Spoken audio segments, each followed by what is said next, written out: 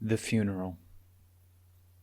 By mid-morning, reports of Acariya Mun's death had spread throughout the adjacent communities.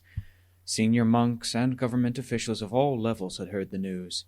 All hurried to the monastery, anxious to pay their last respects to his body. While gathered there, they conferred with Acariya Mun's senior disciples to reach a consensus on the most suitable way to arrange the funeral. They were determined that it be conducted in a manner reflecting his exalted status as a distinguished Acariya, greatly revered nationwide. At the same time, they arranged to have news of his death broadcast over the radio and printed in the newspapers, so that his faithful followers would have access to the news wherever they might be. No sooner had reports of his death begun to circulate than groups of monks and lay devotees began pouring into the monastery from all directions to pay their last respects. From the time his death was announced until the day his body was cremated, a steady flow of visitors came daily to pay their respects. People living close by came and returned home the same day, but those living some distance away had to stay in the monastery overnight, transportation being less convenient then than it is today. During Acariya Mun's earlier stay at Banpu Monastery, the people who came to see him had offered so many gifts of various kinds it was hard to keep track of them all.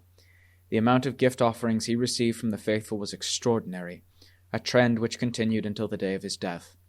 Like rainwater in the monsoon season, donations flowed into the monastery in a continuous stream. In his lifetime, he had always been the recipient of much largesse, regardless of whether he was staying near a population center or deep in the mountains. Even when staying in the remotest locations, there were invariably generous people willing to make the effort to trek through thick forests so they could offer him something special. By nature, Acariya Mun was always generous and self-sacrificing. He gave away everything he was offered to assist others. He never thought of keeping things for himself, and he never regretted his beneficence. He gave away everything he received, irrespective of what it was or how much it may have cost. In terms of actual poverty, perhaps no monk was poorer than Acariya Mun. The combined amount of all the donations he received during his life was prodigious, but the amount he gave away in charity was equally as great, if not greater. Whatever he was given, he very soon passed on to someone in need. Even on occasions when he had nothing to give away, he thought of other ways to be of help, though he did this unobtrusively. His beneficence often provided nearby monasteries with much-needed assistance. As the result of a life of self-sacrifice, even after his death, people from all over the region continuously arrived with offerings to place before his body as it lay in state at Wat Pa Baan Monastery. Prominent senior monks, in consultation with local government officials, decided that it would be best to keep Acariya Mun's body for several months before proceeding with the cremation. Agreement was reached that the cremation should take place during the period of the waxing moon in January of 1950. With this in mind, they arranged a special casket to hold the body. At 4 o'clock that afternoon, a large crowd of laity, monks, and novices came to attend the funeral bathing rites for his body. When this ceremony was completed, his body, still draped in his monk's robes, was wrapped in many layers of white cloth and placed respectfully in the special casket.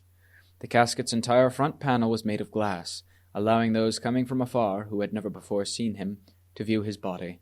No one was to be disappointed.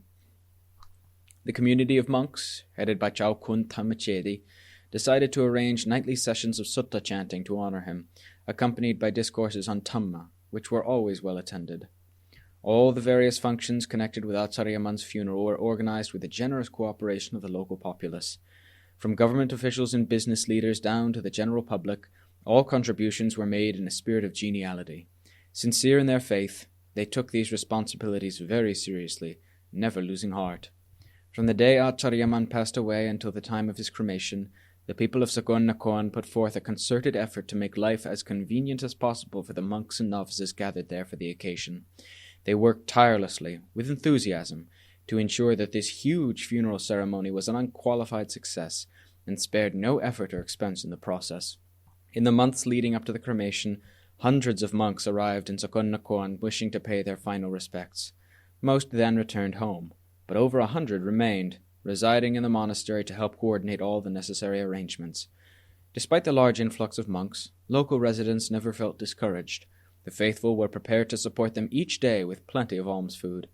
The lines of monks receiving food every morning seemed to stretch on forever, But people remained unstinting in their generosity from the first day to the last. On not a single day was alms food in short supply. Even with the increasing demand, ample food offerings were always graciously provided to support the monks. I witnessed the enormous sacrifices these people made during that period, so I feel obliged to record for posterity their charitable goodness and amicable cooperation. It made such a deep impression on me, I shall never forget it. I never imagined I would see so much patience, endurance, and self-sacrifice shown by one group of people. Having experienced this incredible outpouring of generosity firsthand, I want to express my admiration to the people of Sukon Nakhon. They possessed a magnanimous faith that never waned. Their grand hospitality has left me with a warm feeling of gratitude, an impression that will forever remain in my heart. One had to sympathize with the monks and novices staying at the monastery, who helped supervise suitable arrangements for all the people attending the funeral, and with the many lay supporters who toiled so hard, helping with the labor. Well in advance of the cremation date, monks and novices were already arriving in large numbers, while the cremation ceremony was expected to attract a crowd of well over 10,000 people. Several pavilions were constructed to house people, and as many kitchen areas as possible were set up around the grounds to accommodate the large crowd that was expected to attend this important occasion. Begun shortly after Acariya Mun passed away, these preparations were completed just in time for his cremation. As the day of the funeral ceremony drew near, monks and lay devotees flooded in from all directions, their numbers swelling until those charged with receiving them were hardly able to cope. The closer it came to cremation day, the greater the multitude of people pouring into the monastery. In the end, no more space could be found to accommodate the hordes of people who kept arriving. By funeral day, all the huts were full, and the whole extensive tract of forest within the monastery grounds was crowded with monks and novices who had traveled from all over the region.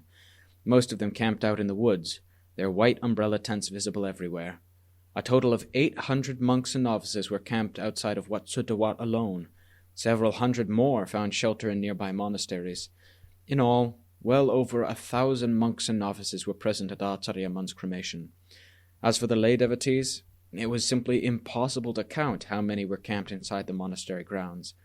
Over and above that, many more people stayed outside the monastery, sleeping under trees or out in the open fields. Many more slept in town, filling up all the limited hotel space. With the entire multitude finally assembled at the funeral pyre on cremation day, it was impossible to give an accurate reckoning of their total strength. At best, one could estimate that tens of thousands were in attendance that day. And yet, strangely, amazingly, there was very little of the kind of noise usually associated with such a crowded ceremony. Only the sound of the public address system was heard, broadcasting the religious functions being performed in connection with the cremation. Performed strictly in accordance with Gammartana tradition, there were no sideshows to entertain the crowd. The quantities of food, cloth, and other items that were offered by devotees from all over the region to help the monastery with the funeral amounted to a small mountain of goods. Hundreds of sacks of rice were offered, while the cars of faithful donors continuously brought food of all sorts to help feed everyone. The quantity of merit-making cloth, offered in honor of Acariya Mun, would probably have filled a weaving factory. I've never seen a weaving factory, and I have no idea how big they are, but I am confident that this mountain of cloth brought by faithful followers from all over the country would have exceeded the capacity of any such factory. I wish to apologize to the reader if this seems an exaggeration. I was somewhat carried away by a sense of pride I felt concerning the offerings of so many generous people. I never imagined that we Thai people could be so generous. But witnessing this wonderful display of munificence personally, I have continued to be amazed by it ever since. Self-sacrifice and bounteous generosity are hallmarks of the Thai people. From a global perspective, Thailand is but a small country, yet our compassionate tendency to engage in spontaneous acts of charitable giving is second to none. It is a tradition that is entirely appropriate for a country like ours, with a Buddhist heritage that teaches us to have compassion for one another. On the whole, we Thais have always been a nation of warm, big-hearted people who tend to shun narrow-minded, stingy attitudes. Nowhere was this more apparent than at Acariya Mun's funeral, where faithful donors offered an abundance of items for general consumption. The bounty was truly extraordinary. The sizes of the enormous pots of rice and stew prepared each day were almost frightening. These pots were so big and heavy that several people were required to carry them to the pavilions where the monks gathered to eat. Due to the unusually large number of monks, many different eating places were set up to accommodate them. Most of them ate in large groups, 30 to 40 monks here, 50 to 60 monks there, at locations set aside for that purpose within the grounds. Smaller groups of 9 to 10 monks ate together in the monks' living quarters. The vast majority of them were Kammatthana monks who ate directly from their alms bowls, so large quantities of dishes and eating utensils were unnecessary, making it much easier to serve so many. Sets of dishes were provided only for the relatively few prominent administrative monks and those accompanying them. Once the pots of rice and stew had been offered, monks served themselves in order of seniority, placing rice, stew, and assorted sweets together in their alms bowls. This was normal practice. They invariably mixed their food in that way. The religious faith of the general public and the protective power of Acariya Mun's spiritual greatness combined to ensure that food was always plentiful. For the duration of the funeral, there were no instances of drinking or drunken behavior, no quarreling or fighting, and no cases of theft were reported. When found, lost articles were handed over to someone in authority who announced them over the loudspeakers. If the item in question was something valuable, the announcer did not describe it. He said merely that a valuable item had been found and urged the owner to come and claim it. Having correctly identified it, the item was returned to him. If the lost article was something common, the announcer simply described what had been found so the owner could then reclaim it. If it was money, he announced only that some money had been found, but the amount and its container, such as a wallet, were not mentioned. The owner was required to supply this information as proof of ownership. The funeral ceremonies preceding the cremation of Acariya Mun's body lasted a total of 4 days and 3 nights. The entire event was remarkable in many respects. To begin with, despite the enormous crowds, there was very little noise. No fights or wild drunken behavior anywhere in the area, no pickpockets, and no thefts reported. Lost valuables were promptly handed over to the authorities. All monks and novices were calm, quiet, and very well behaved. In any gathering of such size, it is unusual to meet with even one of these favorable conditions. Having them all combined in a single event was truly remarkable indeed. Beginning at 8 o'clock each night, the monks assembled to chant suttas in honor of Acariya Mun. The laity then offered gifts of cloth to the monks, one of whom gave a discourse on Dhamma. Again the next morning after the meal, members of the laity began presenting traditional offerings of merit-making cloth to the monks, offerings which continued with no fixed schedule throughout most of the day. During the 4-day period, there were so many faithful devotees, traveling such great distances, hoping to dedicate offerings of cloth, that it would have been impractical to restrict those offerings to scheduled times. The issue was resolved by permitting lay people who wanted to dedicate offerings of cloth to a monk or a group of monks to make their dedications as quickly and easily as possible. Those arriving with cloth to offer were advised to contact the announcer and specifying to him how many monks they required. Using the public address system was by far the most convenient method, since it was almost impossible to find a specific monk in such a large crowd in any other way. So if certain devotees wanted to invite a specific monk to come and receive an offering, his name was announced on the public address system. The announcer had a complete list of the names of all the monks in attendance. All visiting monks and novices were required to register their names at the announcer's booth as soon as they arrived, and an announcement to this effect was broadcast on a regular basis. This policy allowed the organizers to make an accurate estimation of the number of monks and novices attending the funeral ceremonies. It also enabled the announcer to call out their names correctly when required. Monks walked to the nearby villages or into town for alms every morning. The only exception was the day of the cremation itself. On that day, the laity made a special request that the monks collect food in the immediate vicinity of the monastery. The faithful lined up in groups at various places inside and outside the monastery, placing offerings into their bowls as the monks filed past. The ceremony began on the 10th lunar day of the 3rd lunar month, and ended at midnight on the 13th lunar day with the cremation of Acariya Mun's body. The special casket containing Acariya Mun's body was placed on an ornate funeral pyre, specially constructed for the cremation. Built on the site where the Uposatha Hall presently stands, it was a 4-sided wooden structure decorated with intricately carved motifs that skilled craftsmen had created for the auspicious occasion. It looked very impressive, worthy of such a distinguished Acharya. His remains were later collected on the morning of the 14th lunar day. Unfortunately, I cannot recall the day of the month according to the international calendar. To the best of my recollection, his body was placed there on the 11th lunar day. As they prepared to move his body from the pavilion where he lay in state, The monks and the laity held a short service to ask his forgiveness for any past transgressions they might have committed. The casket containing his body was then carried solemnly to the funeral pyre, prompting a dramatic outburst of emotion among his followers as they expressed their grief once more. Watching his body pass by for the last time, the crowd looked on with long, sad faces, tearful expressions occasionally erupting in cries of anguish. It was a chaotic scene, his casket moving slowly through throngs of impassioned supporters, all mourning the loss of an exceptionally noble person who possessed such a boundless ocean of loving kindness. Many in the crowd wept openly as his body passed by. It was all they had left of him, the last vestige of conventional reality still associated with his presence in the world. He had entered the sublime, pure land of Nibbana. Never again would he return to physical, bodily existence, the domain of tearful lamentations. His devotees wept one last time, with affection and respect for a man whose Dhamma teaching had soothed their hearts and tempered their ignorance. Through his grace, they had gained the presence of mind needed to reflect on the merits of virtue and the failings of evil. Reminded of his great virtue, they longed to keep his body a while longer as an object of veneration, though they knew this was now impossible. So they asked only that they be allowed this final chance to offer their tears and heartfelt emotions as tokens of their deep appreciation. Although they may have been unfortunate in many ways, they did have the wonderful good fortune to witness for themselves the final farewell of a supreme sage, sublimely free of all kilesas, an extremely auspicious event that is rarely ever witnessed. Having transcended samsara's abundant misery, he had already reached the ultimate happiness of Nibbana. Even so, they continued to hope that his compassion would be with them in this hour of sorrow, a sorrow that made them weep with longing for that noble being of unbounded virtue who was so dear to their hearts. They wondered when they would ever find a way to escape Mara's net and reach the safety of Nibbana as well. But their time was not yet ripe.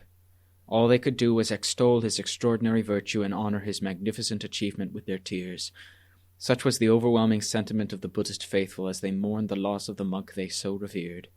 Only when his body had finally been placed on the funeral pyre did they begin to calm down and grow quiet. At midnight, the funeral pyre was lit. In anticipation, such a mass of people had crowded in around the cremation site that no one could move. Packed tightly together, they pushed and pressed against one another, trying to get a better look. All had patiently waited late into the night to have one last glimpse of his body, a memory to be long cherished by everyone. Just as the funeral pyre was lit, something unimaginably strange and wonderful occurred. As the first flames began to shoot up, a small cloud appeared in the sky and began to rain ever so gently on the burning pyre. It was the night of the full moon. Bright moonlight was shining over the surrounding area, but the cremation site was suddenly bathed in a fine, misty rain. Softly sprinkling for about 15 minutes, the cloud then gradually faded into the clear night sky. You may wonder why I think it so strange. Normally, at that time of year, the sky is completely clear. Only the stars and the moon are visible. And so it was that night, until the funeral pyre was lit, when a small cloud floated over, sprinkling a gentle shower on the whole proceeding. I clearly witnessed this amazing event. Such an extraordinary spectacle, I've never forgotten it. Anyone who was there that night will be able to confirm it. Instead of the usual pile of firewood or charcoal, Acariya Mun's funeral pyre was made with fragrant sandalwood that ardent devotees had specially ordered from across the Mekong River in Laos. Having acquired a sufficient amount, they mixed it with incense, using this as a pyre to cremate the body. The results were just as satisfactory as those obtained by using plain firewood or charcoal. From the moment the pyre was lit until the cremation of his body had been completed and his remains had been safely collected, the whole affair was supervised by officials from the monastic and lay community. At 9 o'clock the following morning, the bone remains were carefully collected from the ash. Bone relics were distributed to monks representing the various provinces, in attendance with the understanding that these relics would be placed in suitable public shrines in their respective locales. Fragments of bone were also handed out to members of the general public, but due to the size of the crowd, there were not nearly enough to go around. As far as I can recall, representatives from over 20 provinces took bone relics back with them that day. When the collection and distribution of the bone relics were finally completed, something indescribably moving happened that made a profound impression on me. As soon as the officials in charge of collecting the bones had finished their work and left, A scene of total confusion ensued as men and women of all ages rushed in to collect bits and pieces of ash and charcoal to keep as objects of worship.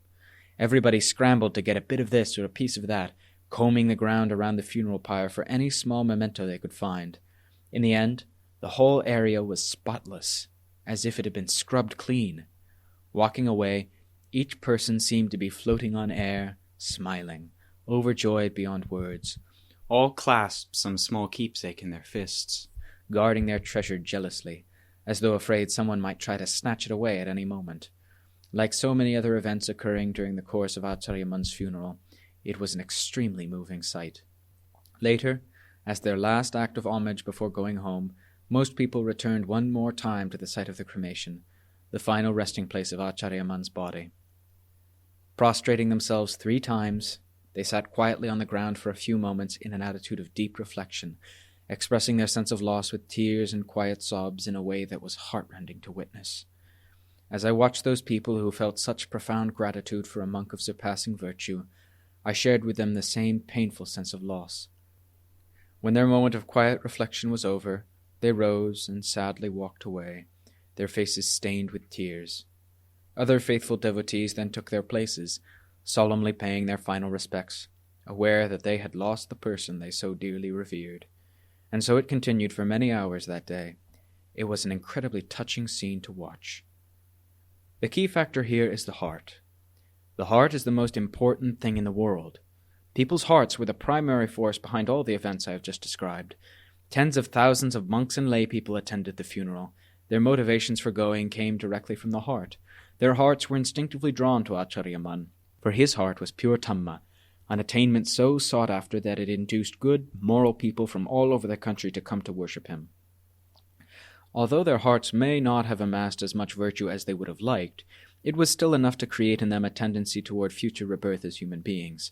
This is unlike the hearts of shameless people who seem to be vying for rebirth in hell or the animal world, types of birth that result in endless suffering. Rebirth in the lower realms of existence effectively debases the heart even further. Eventually, nothing of value is left to hold on to, and all hope is lost. All matters, without exception, converge at the heart. The heart is the driving force, churning out the affairs of this world and determining the direction they take. If the heart is inclined towards goodness, everything a person does will bring contentment, both now and in the future. All paths branching off from the main avenue of goodness will invariably provide comfort and security to the virtuous wayfarer. Each rebirth will be a happy, prosperous one, where hopes and desires are constantly being fulfilled. One day, that accumulated virtue is bound to lead to the most cherished goal of all. Witness Acariya Mun, whose heart was a wellspring of goodness from the beginning stages to the very highest one. Acariya Mun has been widely glorified for his attainment of parinibbana. The word parinibbana is used solely in connection with someone absolutely free of all kilesas. When the average person stops breathing, bringing his physical existence to an end, this condition is known as death. But when the Lord Buddha or an Arahant dies, this is parinibbana. It is generally presumed that Acariya Mun's death was also parinibbana, a conclusion I have no reason to dispute. I gladly yield to the verdict of all those fine people who have given him this prestigious epitaph. For many years I lived with him, listening closely to his every word, and I found nothing contradictory in his way of life or his Dhamma teaching. In truth, his teaching so profoundly impressed me that I was convinced it was a mata Dhamma, emanating from a heart of genuine purity. A heart of such pureness is by no means inherent within human beings. To experience it, one must take the heart of an ordinary human being, then cleanse it until it becomes the pure heart of an Arahant. There is no other way. This purified heart then becomes Arya Chitta Arya Dhamma forever. Saying that the heart is the most important thing in the world means that the heart is the decisive factor controlling all manifestations of good and all manifestations of evil. The heart is the principal actor and the one ultimately held accountable for all actions. If people's hearts motivate them to act in evil ways, the entire planet can easily be destroyed as a consequence. Thus, it is essential that our hearts should receive enough proper training and care so that we can safely look after ourselves in the world we live in. Then we will live in comfort, our lives free of undue disturbance, and the world will be a pleasant place to live, without the spectre of strife constantly hanging over it.